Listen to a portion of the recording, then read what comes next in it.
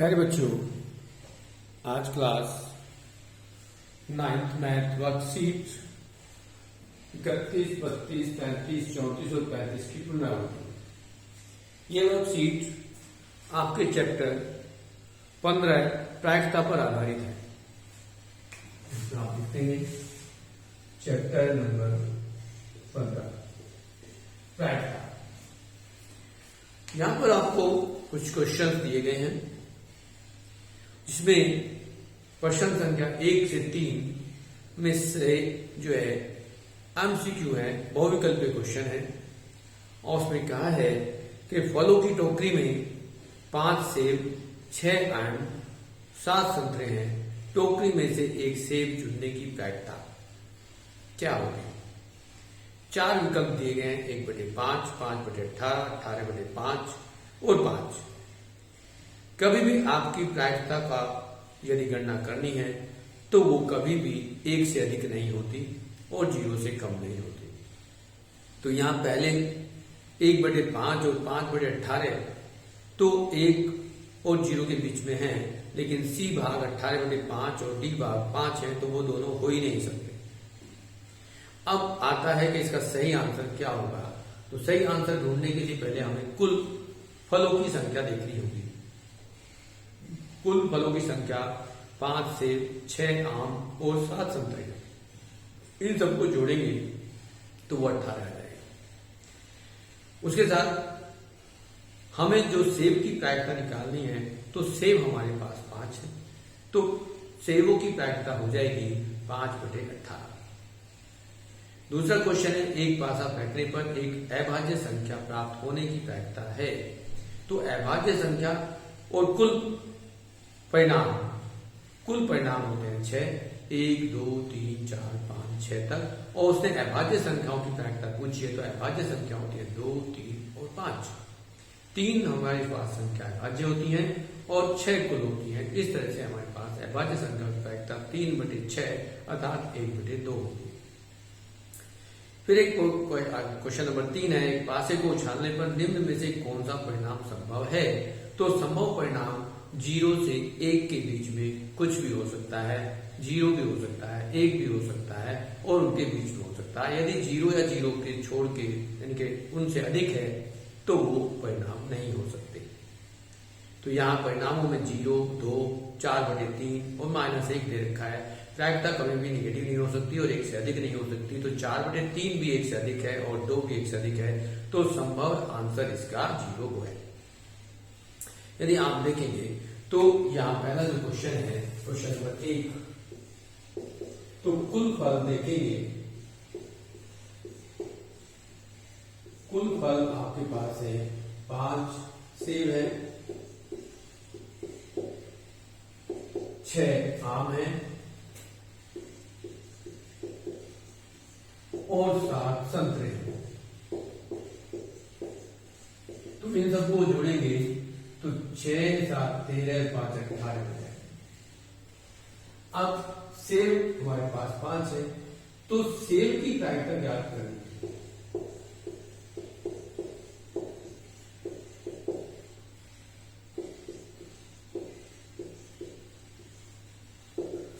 किसी भी चीज की प्रायिकता ज्ञात करने के लिए हमें जो सूत्र लगाना होता है वो ध्यान रखना है। यदि सेब की प्रायिकता निकालनी है तो सेब की प्रायिकता बराबर हो जाएगी, सेब कितने हैं? तो 5 सेब है और कुल फल कितने हैं? कुल फल 18 है, तो आंसर हो जाएगा 5/18। और इसमें ये भाग आपका है बी पार्ट, तो इसका जो सही आंसर है वो भी। क्वेश्चन नंबर 2 में आपको कहा गया है कि एक पासा है, पासे में जो संभव अभाज्य संख्याओं की प्रायिकता, तो कुल परिणाम कितने होते हैं?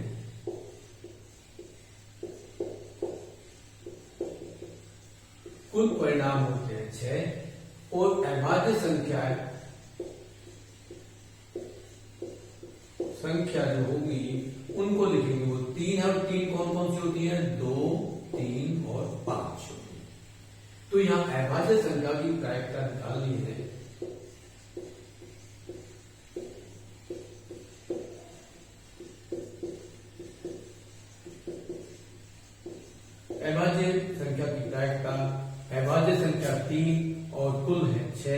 आंसर हो जाएगा 1/2 और इसका जो सही आंसर है वो आपका बी सी पार्ट है।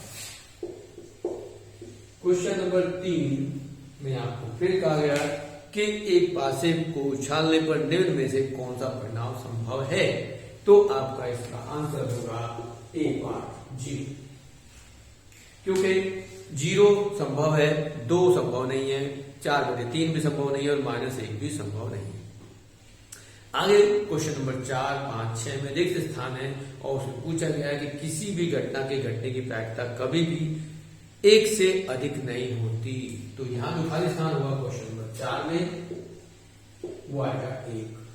क्वेश्चन नंबर 5 में पूछा गया है कि किसी असंभव घटना की प्रायिकता सदैव 0 होती है। तो क्वेश्चन नंबर 5 का आंसर 0।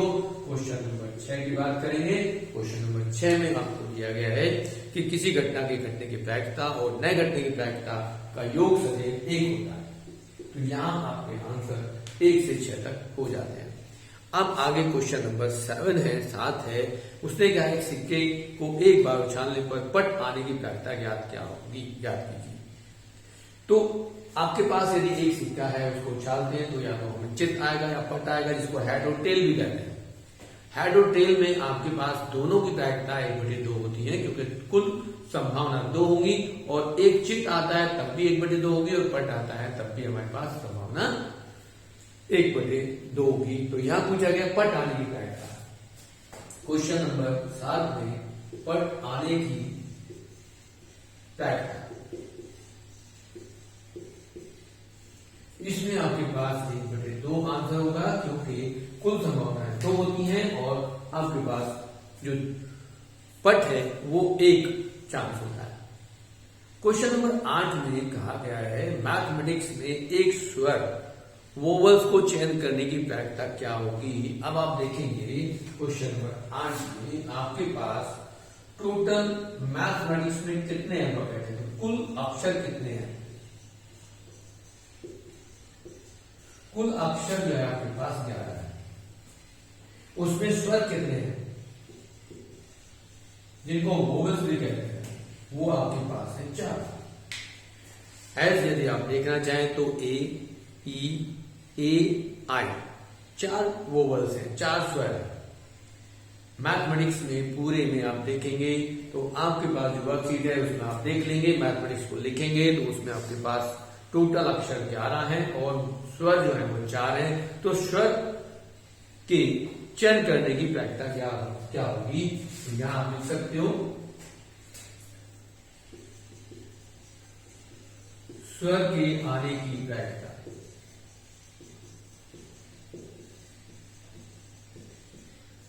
अब आपके पास स्वर है 4 और कुल अंक है 11, तो 4/11 आपका आंसर है। ऐसे यदि आप अगले क्वेश्चन को देखेंगे, क्वेश्चन नंबर 9, उसमें क्या है 200 विद्यार्थियों द्वारा एक परीक्षा में प्राप्त किए गए अंकों को सारणी द्वारा दर्शाया गया है। अधिकतम प्राप्तांक 100 है। विद्यार्थी द्वारा प्राप्त अंकों की निम्न प्रायिकता ज्ञात कीजिए। उसने जो तालिका दी गई है उसमें क्या गया 40 से कम अंक प्राप्त करने वाले छात्रों की प्रायिकता क्या होगी। अब 40 से कम अंक प्राप्त करने वालों की जो प्रायिकता होगी उसमें 0 से 40 तक जितने भी छात्र होंगे उन सबको जोड़ लेंगे।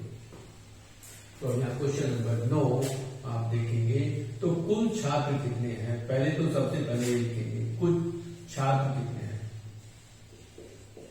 कुल छात्र बराबर है 200। 40 से कम अंक लाने वाले छात्र कितने हैं।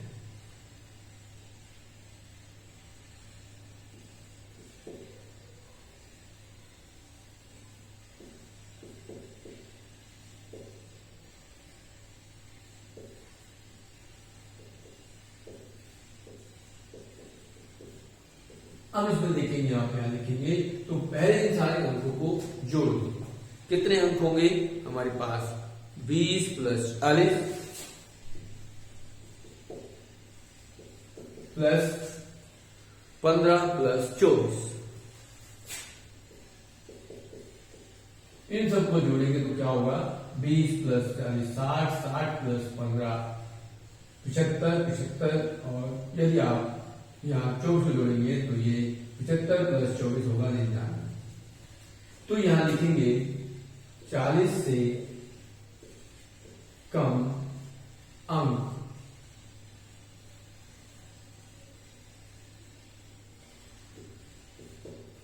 पाने वाले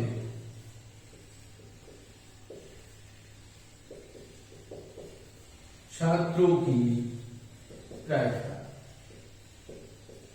बराबर, यहां हमारे पास 99 और टोटल थे हमारे पास 200, तो ये आंसर आएगा पहला। दूसरे काल में कहा जा रहा है कि वो छात्र जिनकी उनकी प्रायिकता ज्ञात करो जिनके मार्क्स 60 या उससे अधिक लेकिन 80 से कम है। तो अब इसमें 60 से 70 और 70 से 80 वाले छात्रों को लेंगे और वो आपके पास 9 + 7 16 है। और दूसरे कुल छात्र ऑलरेडी पहले से ही है। अब यहां लिखेंगे प्रायिकता, इसको शॉर्ट में ये भी लिख सकते हो कि कौन से 60 से अधिक, 60 या 60 से अधिक और 80 से कम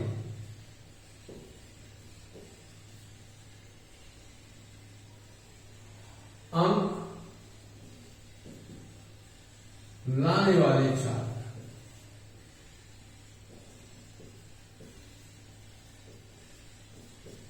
क्या होगा, यहां 9 + 7/200 है जिसको आप 16/200 देखेंगे और यदि इसको काट दें आप तो यहाँ 4 से काटेंगे तो 4/50 ये आंसर आ जाएगा। और फिर और आगे सिंपल करेंगे तो 8 से डिवाइड कर सकते हो, यहाँ हो जाएगा 8 सिर्फ काट दें 8 × 16 और यहाँ 8 × 16 8 × 40 2/25 इसका आंसर हो जाएगा।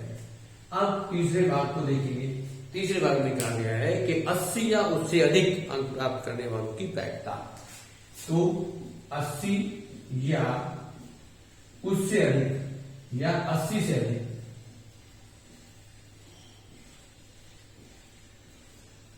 अंक वाले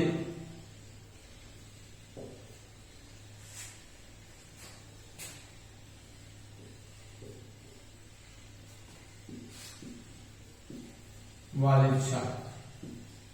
अब यहां कितने छात्र होंगे जो लास्ट में आपके पास अंक 80 या 80 से अधिक वाले हैं, 12 और 36 हैं। तो 12 + 36/200 करेंगे और इनको जोड़ेंगे तो ये 48 आएगा, 48/200 होगा। यदि आप उसको 8 से भाग करते हैं तो 8 से 48 और ये 25 आ जाएगा। इस तरह से आपका ये आंसर निकलेगा। अब आपका क्वेश्चन नंबर 10 पर जाते हैं। यदि हम क्वेश्चन नंबर 10 के लिए आप देखेंगे कि 10 में आपको दिया गया है कि आप कुछ ऐसे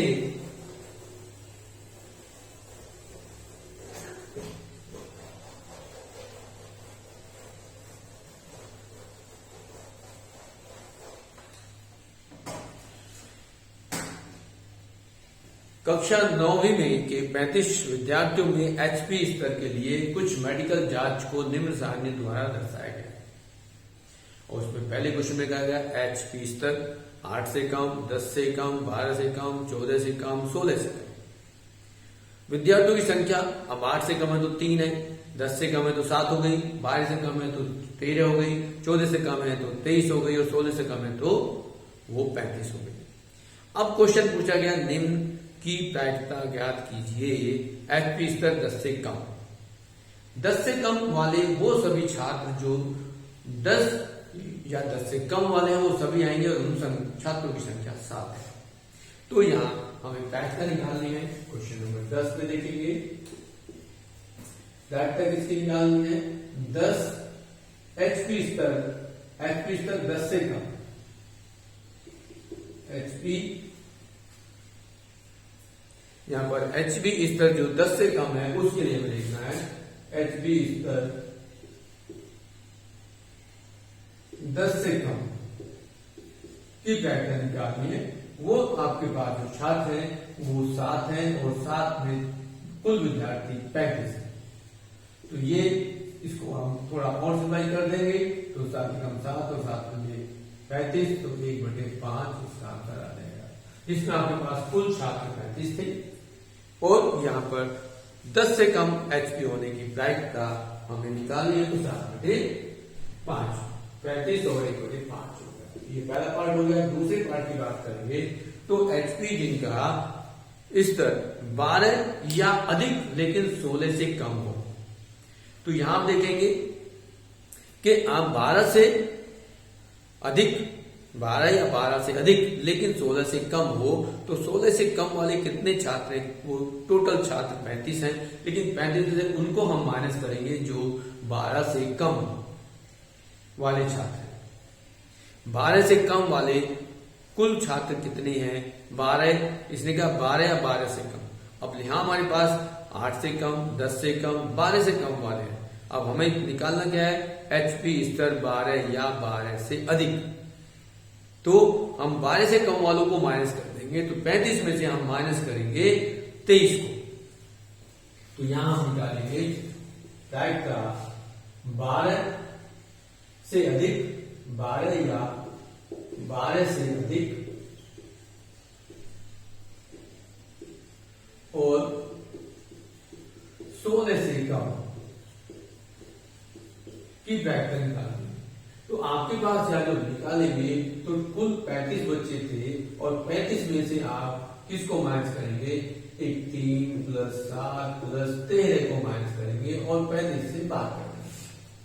यहां देखेंगे तो किसको किया? 35 माइनस ये हो जाएगा 23/35 और आप लिखोगे इसको 12/35 और ये आपका आंसर होगा। अब आखिरी क्वेश्चन है जिसमें आप कह रहे हैं क्वेश्चन नंबर 11।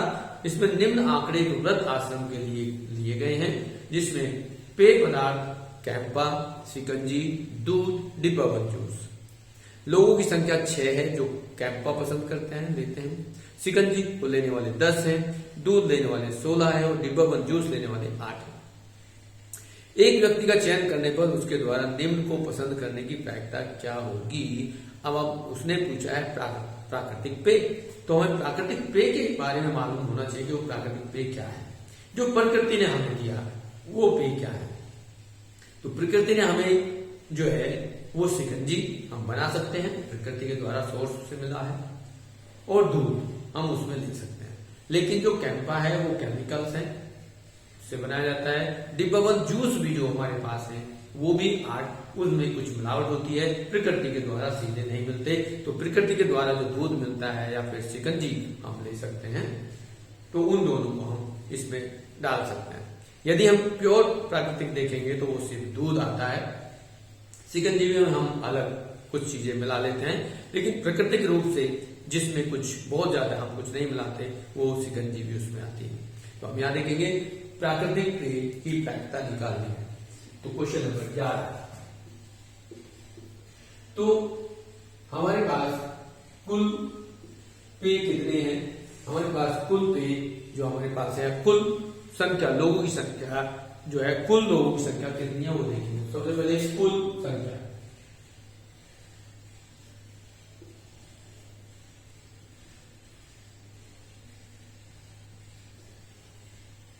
कुल लोगों की संख्या, आपके पास इन सबको जोड़ेंगे तो वो 40 आए। अब प्राकृतिक पेय लेने वाले लोग कितने हो गए? वो आपके पास हो जाएंगे आपका दूध और शिकंजी लेने वाले 10 + 16 मीन्स 26। तो अब यहां प्राकृतिक पेय लेने वाले लोगों की प्रायिकता निकालनी है, तो हम लिखेंगे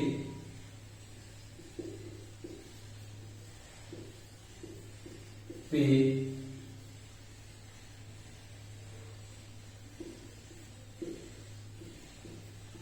लेने वाले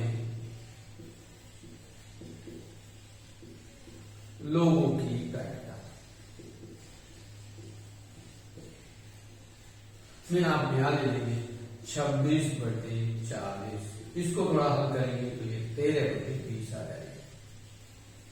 दूसरे क्वेश्चन में कहा गया कि जो डिब्बाबंद जूस लेते हैं, ये दूसरा पार्ट,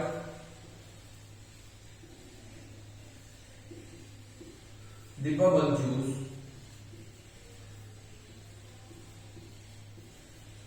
लेने वाले लोगों की तादाद, इसमें आपके पास डिब्बा बंद लेने वाले जो जूस है वो 8 लोग हैं, तो यहाँ 8/40 करेंगे, जिसको काटेंगे तो 1/5 आएगा। तो ये आपका सेकंड आंसर आ गया। इस प्रकार आपकी जो वर्कशीट है वो कंप्लीट हो जाती है। इस तरह से आप इसको कंप्लीट कर लेंगे और अपने क्वेश्चंस भी कर लेंगे।